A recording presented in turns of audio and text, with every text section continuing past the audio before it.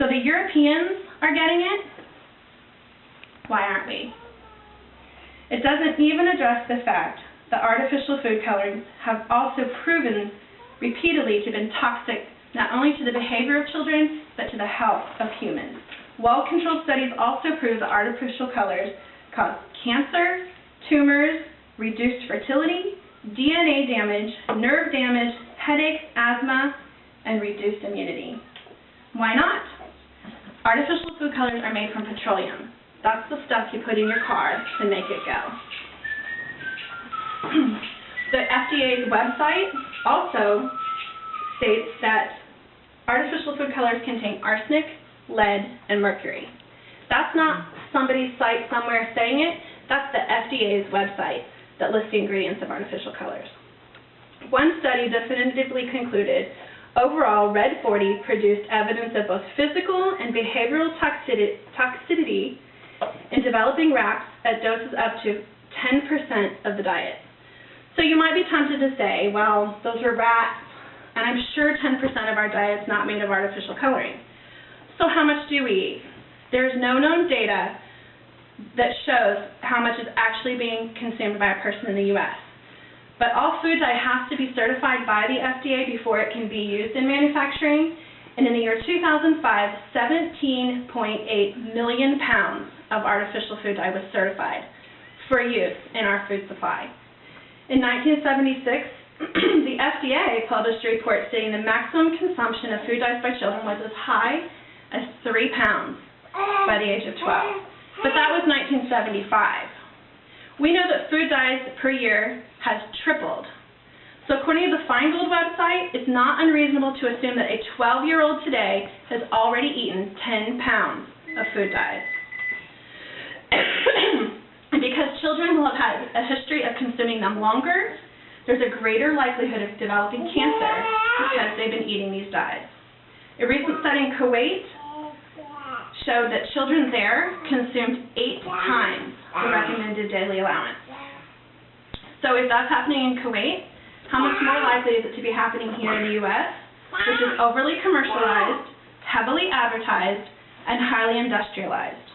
And just one more thing about these studies, none of these studies even come close to using the amount of dyes in their tests that are consumed by children. The Lancet study, which is the one that resulted in the most sweeping policy changes, only tested 20 to 30 milligrams of red dye on 3-year-old children. One cupcake iced with pink icing has 27 milligrams. A red one has 300 milligrams of red dye. It doesn't have to be this way. Countries all over Europe are banning dyes. They are responding to the studies, to the reports from teachers, scientists, researchers, parents, and yes, even lobbyists. They are taking action to protect their children. Companies like Kraft, McDonald's, Kellogg's, and even M&M Mars are eliminating artificial colors from the products that they sell in Europe and Great Britain.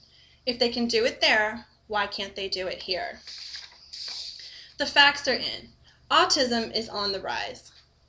The Centers for Disease Control's website states that 1 in 110 children have an autism spectrum disorder.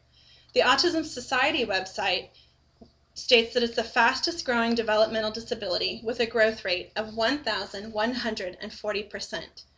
That's just scary. 3 to 7% of school-age children suffer from ADHD, and the diagnosis increased an average of 3% per year from 1997 to 2006. The CDC states that cancer is the second most common cause of death among children and is surpassed only by accidental death. In 2006, more than 16 out of every 100,000 children and teens in the U.S. were diagnosed with cancer, and nearly 3 of every 100,000 died from the disease.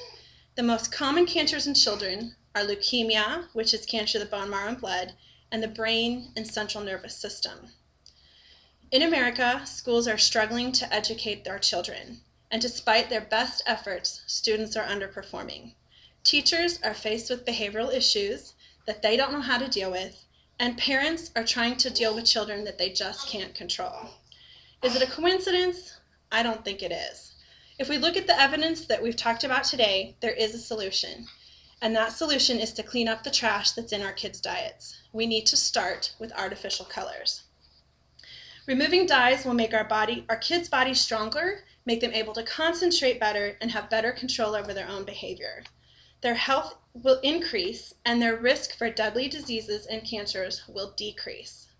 The potential exists for our entire nation to be impacted, and to do something as simple as removing toxic dyes from our food supply. If it impacts one child positively, imagine how much more it's going to impact millions of children. The Europeans get it. Why don't we? The alternative is to allow the consumption of these toxins to continue and to watch our children slowly, with our permission, be poisoned in the name of profit. There's absolutely no nutritional value in food dyes. There's absolutely no reason for them to be in our food other than to pleasure the eye.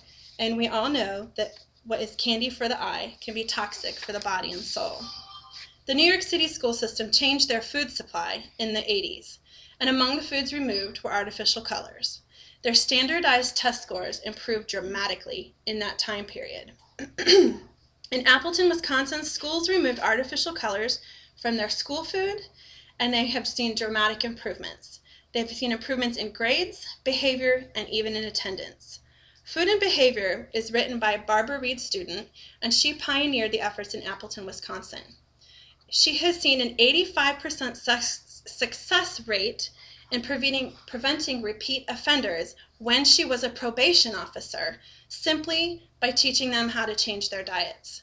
This was at a time when the national average was only 15%. If an entire school system can see dramatic changes by eliminating artificial ingredients, imagine what the effect would be on a whole nation.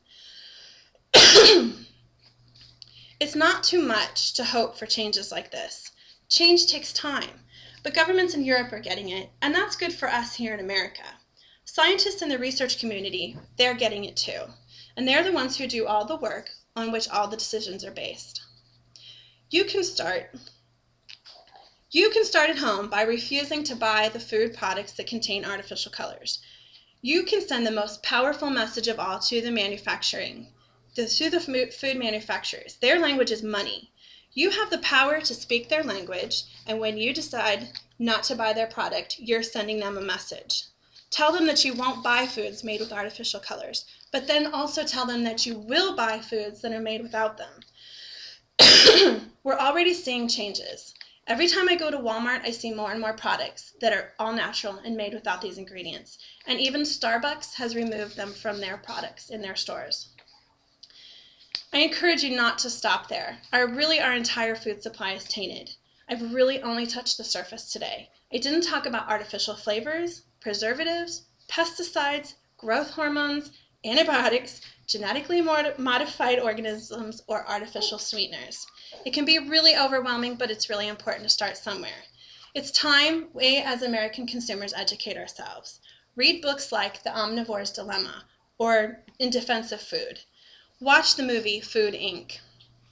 or Supersize Me. Visit websites like feingold.org or foodfacts.com. And finally, petition the government to ban artificial colors. A campaign has been started by legislators in Maryland, and the Center for Science and the Public Interest is collecting signatures petitioning the FDA to ban their use in the United States. Change is coming. Ask yourself if you'll help usher it in. My hope today is that you will decide it's just too risky to allow your children to consume foods that contain artificial dyes. My hope is that you will make the changes in the way you shop and the choices you make so your children don't become one of these statistics. My hope is that your children will be happier, healthier, and have brighter futures because of what you've heard here today. And finally, my hope is that you will never be able to look at M&Ms again the same way. Anybody want these? Because no one in my house is going to eat them. No?